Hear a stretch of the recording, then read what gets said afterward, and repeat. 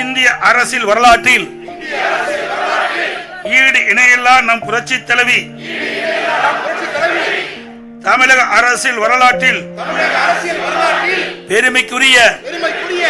ஆளுமை மிக்க நம் புரட்சி தலைவி, தமிழின துரோகிகளை வென்றெடுத்த வீரமங்கை, கருணை உள்ளம் கொண்ட தாய் குலத்தின் துயர் துடைத்திட்ட ஈரமங்கை, எதிரிகள் சூழ்ச்சிகளை வேருடன் அறுத்தெறிந்த இரும்பு மங்கை, தமிழர்களின் இதயங்களில் குடிகொண்டிருக்கும் நம் அம்மா, நம் உணர்வில் நிறைந்திட்ட நம் அம்மா,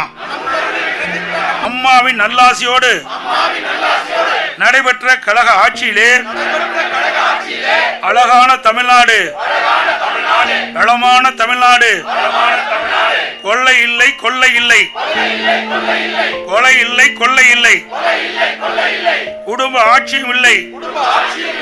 மக்களின் மகிழ்ச்சிக்கு அளவே இல்லை. அத்தகைய நல்ல ஆட்சியை